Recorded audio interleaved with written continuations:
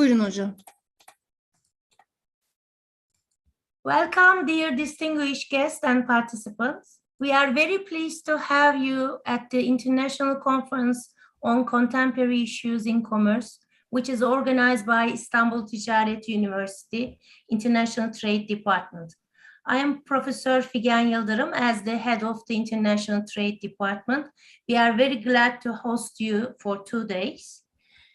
Before we start, I would like to thank everyone who contributed to the organization of the conference, especially presenters and my colleagues whom will be moderate the sessions and a member of the International Trade Department. At the conference, Professor Kerem Alkin will start as a keynote speaker, and it will be continued by 36 presentations in 7 sessions over 2 days. Digitalization, innovation, circular economy, and sustainability, supply chain management in commerce would be the most mentioned issues on the conference. I wish good luck to all participants and the presenters. And it's a great honor and pleasure to invite Professor Yücel Oğurlu as our dear Rector, who supports us in all kinds of academic studies. I kindly invite him to deliver his opening speech for our conference. Welcome, please. Thank you very much. Distinguished faculty members, dear guests, dear students, welcome to the International Conference on Contemporary Issues in Commerce, organized by the International Trade Department of Istanbul Ticaret University. I wish our 2-day conference to be beneficial and to lead to new initiatives in international trade field. In our 2 days conference, topical problems of international trade will be discussed. I believe that very important issues will be discussed and contributions, academic contributions will be made to the solution of those problems. In addition to the well-known problems of international trade, such as technology, R&D, security, employment issues, standardizations, production costs, transportation, storage, distribution, strong competition, the pandemic has also become an important problem for this, added some new problems to the field during these 2 years. The coronavirus disease, which broke out in late 2019, has caused major disruptions in international trade for more than 2 years, as in many other fields, of course, such as education. Just we are in this field. Maritime and airline transportation came to a halt at one point. There was a decrease in production as people were confined to their homes. Disruption in the supply chain have greatly increased both costs and product prices. Today, we are still experiencing the effects of the pandemic in economies around the world, and these effects are still going on. Despite all this, there are important breakthroughs in international trade in Turkey, while crucial steps are being taken in the field. The academy is working to support the business world. Today, there are undergraduate programs in international trade in many universities, but primarily at our university, Istanbul Ticaret University, in addition to the undergraduate international trade program at our university. We also have several programs related to the international trade field, such as international trade and European law, and commercial diplomacy, and in some other related fields. We are the first and only the university in Turkey to have an institute called the Foreign Trade Institute. As a university, we opened these departments in order to fulfill our duty towards the society we live in. And we are working to provide qualified personnel academic personnel and administrative personnel for the business world. Happily, we have achieved this at both undergraduate and graduate levels, and we continue to do this, and we will try to contribute more than this for the coming years. We hope this. Today, our graduates work in these fields all over the world. As I conclude my words, I would like to thank the whole team, especially Professor Dr. Figen Yıldırım, head of the International Trade Department of Istanbul Ticaret University, who organized this great conference, and wish the conference to be beneficial for the all business world and all academia. Thank you very much. Thank you very much for your contribution, for participation, and always a support to our team. We will do Thank you always. very much. Thank you very much. Thanks. So I would like to welcome our distinguished guest, Professor Kerem Alkin, to deliver his speech. He is now Ambassador Permanent Representative of Turkey to OECD. I'm saying Turkey because we are always saying Turkey now, not the Turkey. I'm saying guest, but generally he's in his own home. We always accept him as a member of Istanbul Ticaret University. Please welcome Professor Alkin. Thank you, Professor Yıldırım. My president, my professor, first of all, I would like to thank for your invitation to this international organization.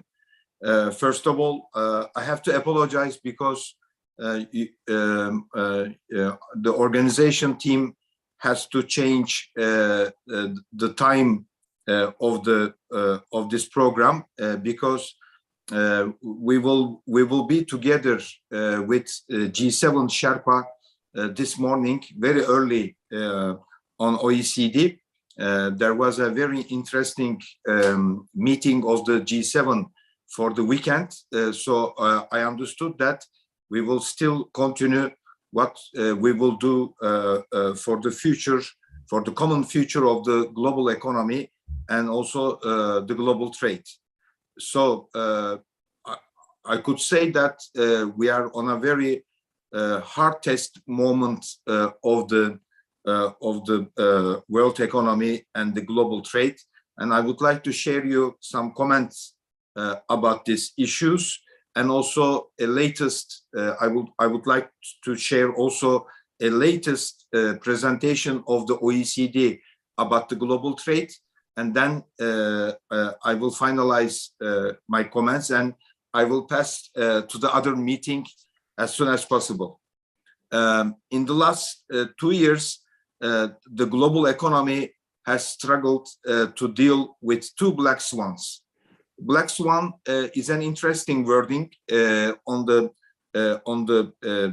economical side. So that's why I would like to explain what does it mean, black swan. Maybe some of our participants could know the black swan, or maybe could hear the black swan for the first time. The coronavirus pandemic and the Russia-Ukraine war. These are two black swans.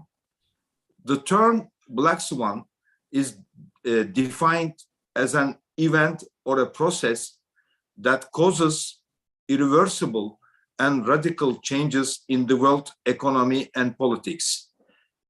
Mostly the black swans are minimum possibility risk for the global economy, but when happened, it changed all the global economy and global trade.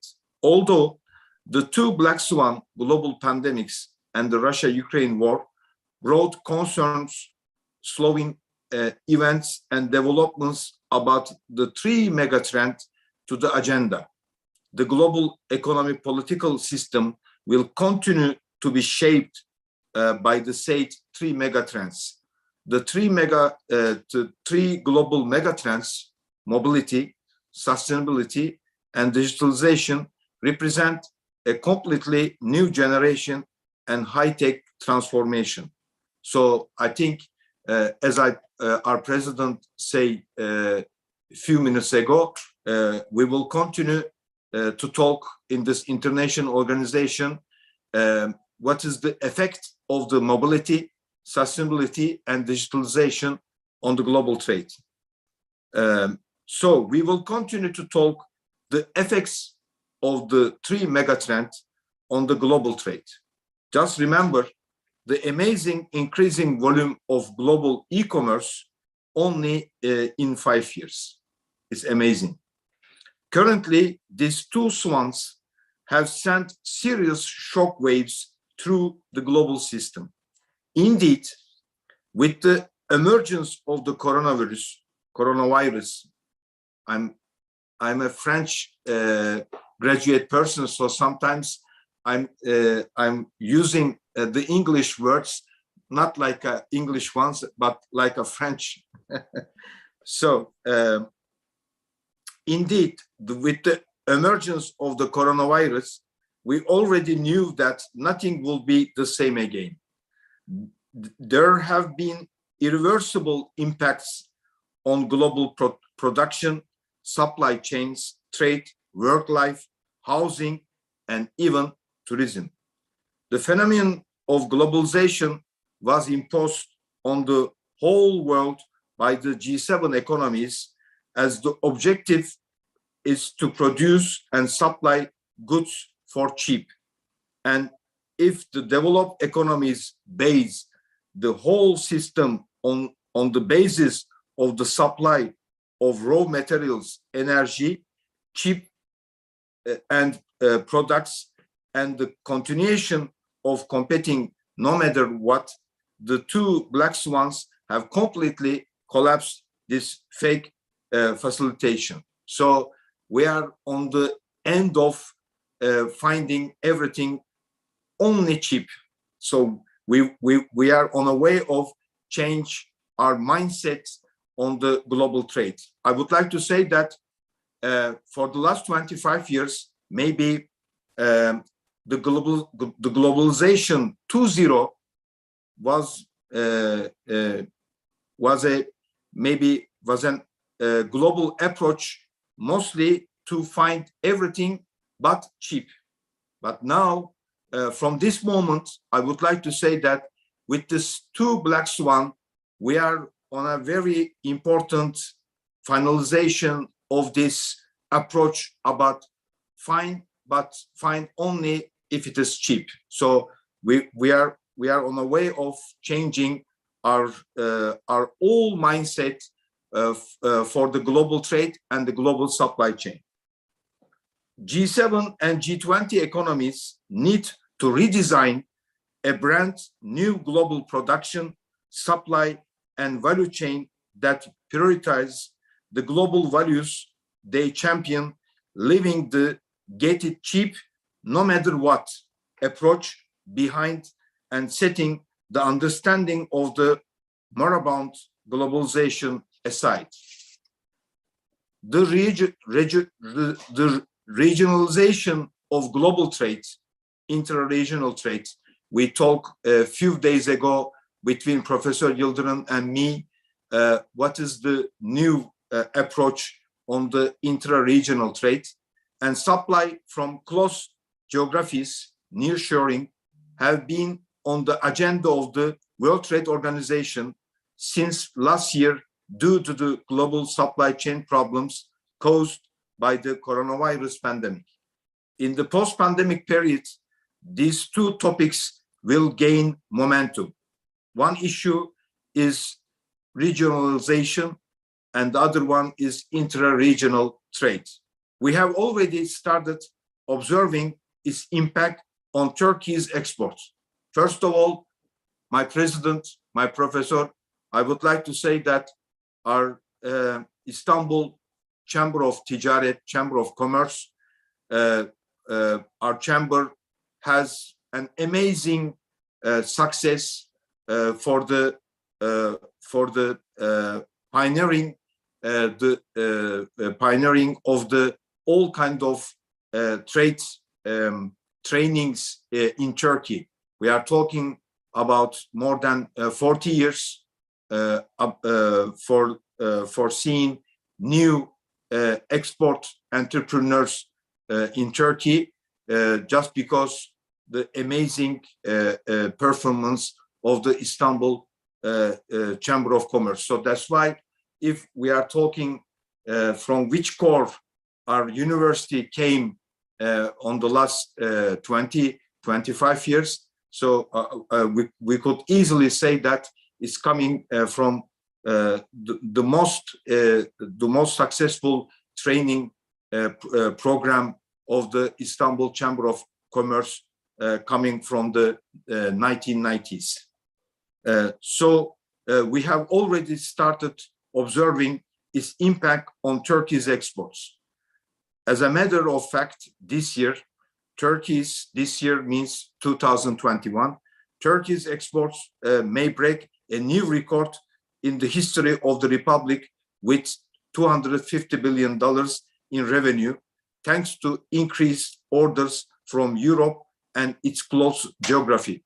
I would like to say that maybe for this year, for 2022, we are on the way of seeing another Turkish Republic history record on the Turkey's export volume.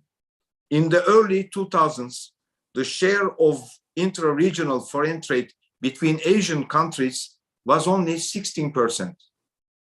This figure doubled in 2010 to 32% and reached 60% in 2020. So we are on a way of seeing the irreversible effects of this two black swan for the future of the global trade. Europe's intra-trade taking place within the continent makes up 70% of its total foreign trade. Turkey gets its share from this ratio in terms of export volume. But when we look North America, the rate drops to 30%, while it is 18% in Latin America and only 25% in Africa. These days, Asia Pacific is taking a new leap forward in intra-regional trade and nearshoring. Russia-Ukraine war will bring along new challenges, regulations, logistics, and transportation route planning for the global economic system and global trade. Let's say in advance, the current developments in the north of Black Sea and the almost complete closure of airspace for Russia toward the West will not only incur an incredible cost hike in passengers and cargo transportation, but will also probably be reflected in the prices of land and rail transportation soon. In the context of all modes of transport from Asia Pacific to Europe, it will impose important new tasks on the central corridor, where Turkey is the main collector and distributor. For this reason, with several significant projects, including Istanbul Airport İGA, the 1915 Çanakkale Bridge, the Yavuz Sultan Selim Bridge, and the Osman Gazi Bridge, the Marmaray and Eurasia Tunnel projects, and the Filyos Port, Turkey has declared a wide area covering northern Aegean, Marmara, and the Western Black Sea as the Golden Ring in the name of the global supply chain. Turkey's role in the global supply chain may multiply as the tension between Russia and Ukraine under wartime conditions force all international companies, from food to automotive, from machinery and parts to energy, to supply from different geographies. In fact, the phenomenon of globalization requires the leading economies of the world to produce policies and solutions together for the sake of a common future and protection of the earth instead of a multipolar world based on power centers or a world of isolated blocks that are well separate from each other. So we are in a very important and very critical moment for the world. What we will see on the next decade, we will be in a multipolar world, or I'm so afraid maybe a world of isolated blocks. I don't want to see a world of isolated blocks for the next generation. This in turn calls for creating a common strategy in critical areas such as climate, environment, ecology, green development, revolution, and sustainable development goals. Therefore, it is no longer possible to maintain the current understanding of globalization, because insisting of supplying cheap energy, cheap raw materials, and cheap products now oblige indifference, desperation, and unethical behavior that will trample on the basic concepts of human rights, freedom, democracy, and the rule of law. So we will continue to search the best solutions for the global trade together in this kind of very distinguished organizations and summits. I would like to thank you for giving me this opportunity, Professor Yıldırım, and I wish with all my heart a very success for this international organization. So we will continue to talk what could be the best solutions for creating a new and more stronger, more resilient global supply chain for the future. Thank you. Thank you very much for your inspiring and motivational speech and your participation. It's been great honor to listen to you again, and thank you for joining us.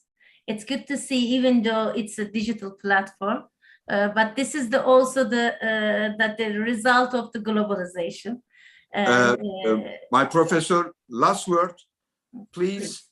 I would like to ask to all our colleagues, all our participants in this international organization, to check, to look very carefully all the documents of the OECD for this year, because now under OECD we are talking about the future of plastics and chemicals. This is really important. So there will be a new future of new regulations for the plastics and the chemicals. We will talk about new rules for the carbon pricing. After the big success of the international global tax reform from OECD, and now after, as you remember, after the COP26, now the world give another big mission to OECD to create a new carbon pricing mechanism for the world economy. So I would like to ask all our colleagues to care about what we talk under OECD about the green revolution, the carbon pricing, the future of the plastics and chemicals for this year, because all of these subjects, all of these topics will have an amazing effect on the future of the global trade. Thank you. I'm sure. And I knew that you give a great importance for being several years ago, you started to give great importance to this green globalization issues. So I really thankful, and I think that especially the exporters, then the our students, they're giving in importance and try to learn more about these concepts. And the conference, one of the mission of this conference is this. And thank you very much for your inspiring, motivating speech again and your participation. It's always a pleasure. Thank I you very wish much. wonderful meetings and roundtables for Thank today you and very much. tomorrow. Thank you very much. Dear participants, please be informed that our first session for the presentations will be start at 11:30 according to the Turkish time. Thank you for your participations and wish you a beneficial, effective, inspiring conference. Thank you.